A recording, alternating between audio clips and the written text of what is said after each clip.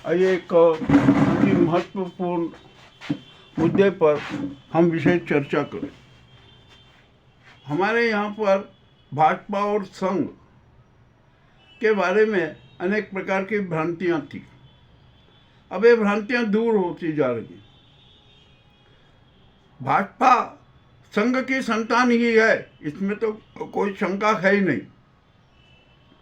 और जो संघ है वो अपने आप में एक विचित्र संगठन है। मामला बड़ा विचित्र है। अब उसके चेहरे से कुछ जो नकाब हटाया ना इस गुजराती गैंग ने, वो भी बड़े अति रोमांचक हैं। अब खैर जो भी हो, ये तो सोच लीजिए कि अब वहाँ ये तो तय है कि संघ है ना, जो हिंदू संस्कृति सुसंस्कार का ठेकेदार था, हिंदू धर्म का ठेकेदार था ना, वो ठेकेदार नहीं रहा। अब संघ के बारे में भी अनेक प्रकार की भ्रांतियाँ सारी विद्यमान है। हम किसी प्रकार की कोई विशेष चर्चा न करते हुए सिर्फ डॉक्टर मोहन भागवत की बात करेंगे। डॉक्टर मोहन भागवत ने कलकत्ता में कुछ विचित्र बयान दिए। अब ये बयान दिए उन्होंने, अब ये बयान क्यों दिए, किस लिए दिए, किस कारण से दिए, ये भी बड़ा स्पष्ट है। मामला कोई जो छिपा हुआ नहीं है। तो ठीक है, आइए अब डॉक्टर मोहन भागवत ने क्या कहा। मोहन भागवत ने अपने उद्बोधन में कहा कि संघ को भाजपा की दृष्टि में मत देखिए। संघ अलग चीज है और भाजपा अलग चीज है। संघ का अपना एक जो व्यवस्था है वो अलग है और भाजपा की व्यवस्था अलग है। परंतु भागवत जी, जब आप संघ की व्यवस्था को अलग मानते हैं तो आपने संघी चेहरों को भाजपा के महत्वपूर्ण पदों पर क्यों भेजा? एक इस बात का सवाल का जवाब तो देना पड़ेगा। ये सवाल बड़ा कड़वा है। तो क्यों भेजा आपने? तो क्या आपने अपने संघ के लक्ष्यों को प्राप्ति के लिए भाजपा को अपनाया था, या भाजपा के आप समर्थक रहे? ये भी एक बड़ा विचित्र सवाल है। विचित्र नहीं, ये बहुत कड़वा सवाल है। इसका भी जवाब तो देना पड़ेगा। अब आपने जो कलकत्ता में घोषणा की ना कि अब संघ और भाजपा की राय अलग अलग हैं, अब तो अलग अलग कैसे हो गई? मामला तो कुछ समझ में नहीं आ रहा है। जनता भी भ्रमित हो गई कि कल तक जो संघी चेहरे भाजपा के लिए वोट मांगते रहे हैं, उसको सत्ता में काबिज करने के लिए सक्रिय रहे हैं, और अब आप कह रहे हैं कि संघ और भाजपा की राय अलग अलग है। अब ये कैसे हो गया? ये तो सिद्ध है ना कि संघ और भाजपा की राय एक है, और भाजपा तो आपकी ही तो संतान है, उसी के आधार पर चल रहे। अब ये मामला भी बड़ा विचित्र, इसके बारे में भी अपन विशेष चर्चा करेंगे। यह तो अब यहाँ पर है। अब हुआ क्या कि अब भाजपा ही जो नेता है ना, बड़े बड़े नेता कह रहे हैं अरे अब तो संघ की कोई ज़रूरत नहीं, भाजपा ही अपने आप में सक्षम है, हर तरह से कर लेगी, निपट लेगी। निपट लीजिए भैया। किसने कहा कि आपको कि आप संघ की भी गरज कीजिए या संघ को अपने साथ रखिए? नहीं, ऐसा नहीं हुआ। क्या हुआ कि संघ में जो मोहन भागवत के खिलाफ इस गुजराती गैंग ने शातिर षड्यंत्र रचा। अब उनको मोहन भागवत को नीचा दिखाने के लिए शातिर दलों की जरूरत थी, उसको बंधुआ मजदूरों की जरूरत थी। तो उसने संघ के ही चेहरों को अपनी दलाली के लिए चुना। हम तो मोहन भागवत को बार बार सचेत करते रहे, हर बार कहते रहे कि देखिए आप जिन लोगों में विश्वास कर रहे हैं ये आस्तीन के सांप है, किसी भी दिन डसेंगे, और उन्होंने डसा। आज मोहन भागवत को आत्मसमर्पण करना पड़ा। मोहन भागवत है ना, अब संघ में इतने प्रभावी नहीं रहे, क्योंकि अब संघ का रिमोट तो इन गुजराती गैंग के हाथों में चला गया, और जो उनके दल है ना वो अपनी मर्जी के हिसाब से चला रहे। तो ठीक है, अब ये चलता रहेगा। परंतु अब जो कलकत्ता का जो आपने भाषण दिया ना, उससे तो स्पष्ट हो गया कि अब संघ को भाजपा की जरूरत नहीं है और भाजपा को संघ की जरूरत नहीं है। ये तो बहुत स्पष्ट हो गया। तो जब अभी बंगाल में चुनाव होने वाले, तो वहाँ पर मोहन भागवत जी के इस बयान का बहुत गहरा असर पड़ेगा। और इतना गहरा असर पड़ेगा कि भाजपा की नींव हिल जाएगी। क्योंकि अभी तक तो सोचते थे कि अरे ये संघ का है, ये वो है तो था, और अब जो संघी चेहरे हैं ना भाजपा के समर्थन में नहीं रहेंगे। अब यहाँ चाहे आप जो SIR में चाहे जितने नाटक करवा लो, अब कुछ भी करवा लो, वहाँ पर अब भाजपा की दाल गलने वाली नहीं है। तो ये तो बहुत स्पष्ट हो गया। अब मोहन भागवत ने तो है ना भाजपा का पोस्टमार्टम ही कर दिया। जो बंगाल में जिस प्रकार का जो साथ ही षड्यंत्र रचा गया था ना, उस षड्यंत्र को भी उन्होंने नाकाम कर दिया, हमारे हिसाब से उन्हें नाकाम हो गया। अब भाजपा की वहाँ स्थिति बहुत कमज़ोर हो गई और होगी कमज़ोर। अब यहाँ पर संघ क्या करेगा, संघी चेहरे क्या करेंगे, आखिरकार वे किसके साथ जाएंगे? हमें पूर्व का इतिहास भी ज़रा देख लेना चाहिए कि वामपंथियों को हटाने के लिए, वामपंथियों को ज़मीन दिखाने के लिए, आसमान दिखाने के लिए संघ ने TMC को सपोर्ट किया था। तो अब संघ TMC को सपोर्ट करेगी, ये भी तय है, इसमें भी कोई दुविधा नहीं है। परंतु तो यहाँ पर अब संघ को है ना अपना स्वरूप भी बदलना पड़ेगा। उसको जो हिंदू मुस्लिम की भावनाओं का जो नाटक किया ना, वो इतना जहर फैला दिया कि अब पूरे देश में वो जहर फैल चुका है और उस जहर का उतारा करना भी बड़ा मुश्किल लग रहा था। अब यहाँ तो जिसको देखो, जो छोटे से छोटे नेता भी हिंदू मुस्लिम का कर लेता। अभी एक भाजपाई ने नेहरू स्टाइल पर एक ID बना ली और उसमें मोदी जी को गाली दी। तो ये लगा कि अरे देखिए नेहरू जी, इतना प्रचार कि ये नेहरू जी की वेबसाइट है और नेहरू जी की साइट है, उस पर मोदी जी को गालियां दी जा रही है। पुलिस में प्रकरण गया, पुलिस ने मामला पकड़ा और जब उसको जो सामने आया ना कि अरे ये तो फर्जी है, इसने गलत नाम से, नेहरू के नाम से ID बना ली थी और मोदी को गाली दी थी, तो मामला बड़ा विचित्र हो गया कि इन्हें संघ जो ये भाजपा ही है ना, जो नेता हैं वो इस प्रकार के साथी षड्यंत्र भी रखते हैं। और ये मोदी जी तो हम जानते हैं इवेंटबाज है, झूठ बोलने में माहिर है, जुमले गढ़ने में माहिर है, न जाने किन किन चीज़ों में वो विश्व गुरु हैं। और स्वघोषित जो विश्व गुरु भी हो गए, धर्म गुरु हो गए, न जाने कौन कौन से गुरु हो गए। और अब वे तो उनके जो अंधभक्त हैं ना, उनको तो विष्णु का अवतार भी कहने लगे। खैर ये भी बात अभी छोड़ दी, ये बात अभी कुछ करने की नहीं है। तो अब ये मोहन भागवत जी से हमारा एक विशेष यही अनुरोध है कि आपको अब संघ को है ना नए स्वरूप में लाना होगा। आपको ये जो हिंदू मुस्लिम की भावना, जो ये सांप्रदायिक भावना है ना, ये त्यागना पड़ेगी, छोड़ना पड़ेगा। आपको तो सनातन धर्म के मूल सिद्धांतों को अपना आधार बनाना पड़ेगा।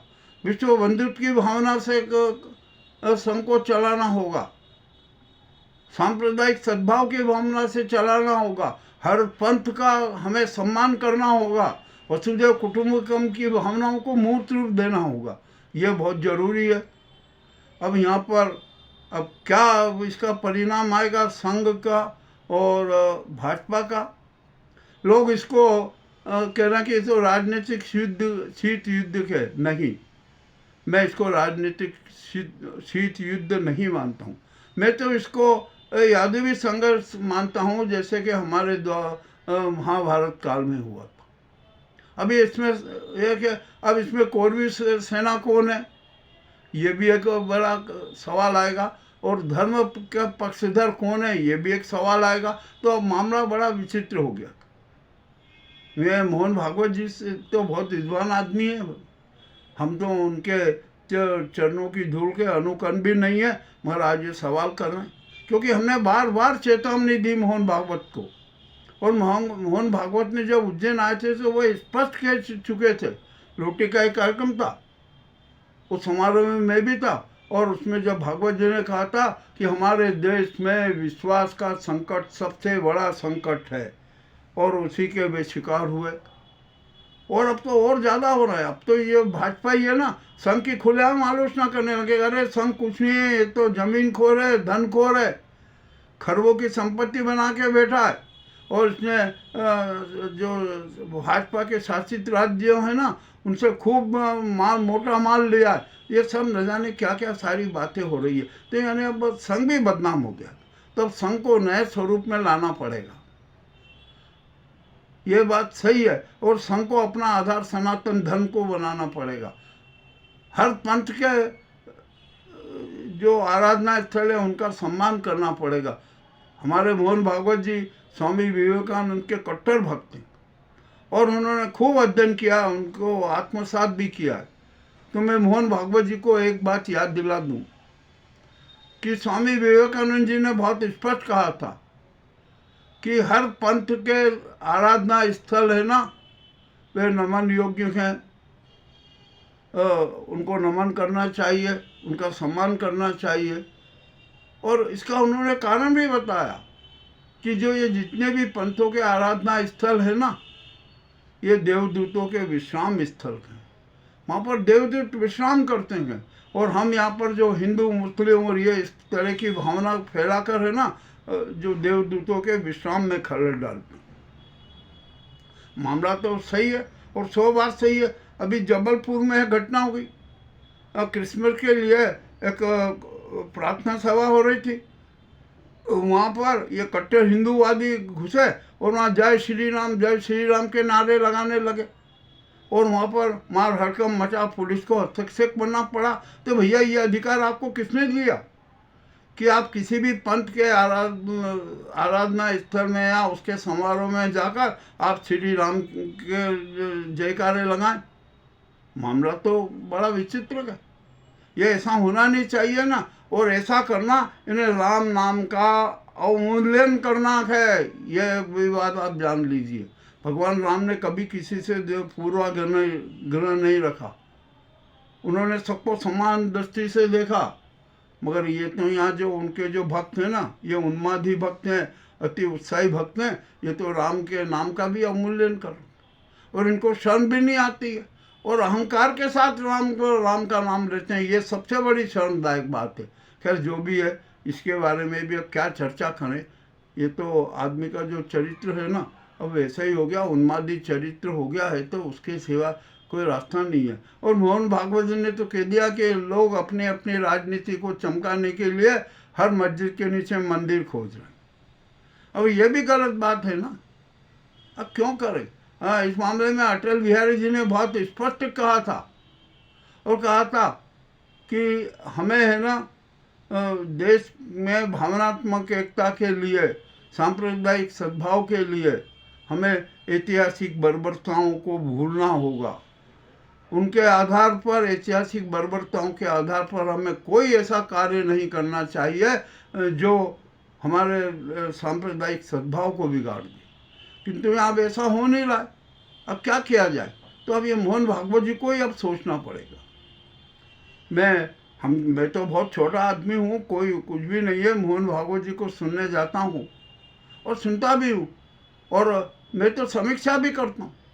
मोहन भागवत जी की जो बातें होती हैं ना, उनको अच्छी बातों को हाईलाइट भी करता हूँ और जो उनकी बातों में कुछ जो विरोधाभास झलकता है तो उसको भी प्रस्तुत कर देता हूँ। क्योंकि सच सबके सामने प्रस्तुत करना हमारा लक्ष्य है।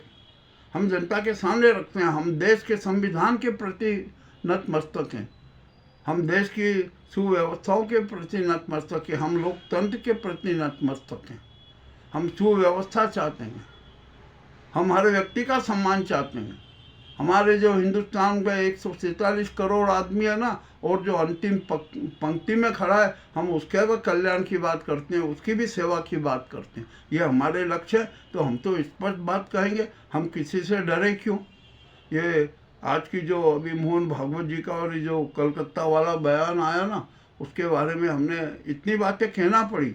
हमें विवेकानंद जी का भी उदाहरण देना पड़ा, अटल जी का भी उदाहरण देना पड़ा।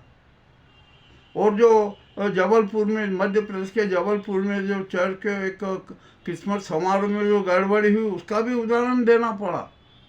तो हम ये इस प्रकार की जो यहाँ पर उन्मादी प्रवृत्ति जो चरम पर है ना, उस पर भी अंकुश लगाने की बात करते हैं। अबे मोहन भागवत जी विद्वान है, हम उनसे क्या कहें। हम तो बहुत छोटी बुद्धि के लोग हैं, करते हैं। मगर अच्छी बात है तो क्या, कोई बुरी बात नहीं है। सच कहने में कोई आपत्ति नहीं है। और सच तो सच होता है, झूठ झूठ होता है। जैसे ये भाजपा का झूठ है ना, कितना विस्फोटक हो गया, ये भी किसी से छिपा नहीं है। और अब तो डॉक्टर मोहन भागवत जी ने बहुत स्पष्ट कर दिया है। अब देखते हैं इसका क्या परिणाम होगा। अब मामला बड़ा विचित्र आ गया और हम संजय जोशी के साथ भी हैं। संजय जोशी के साथ जिस प्रकार का ये दुर्व्यवहार हुआ है ना, उनके साथ छल कपट हुआ है, हम उसका भी विरोध करते हैं। ये मामला बड़ा विचित्र है।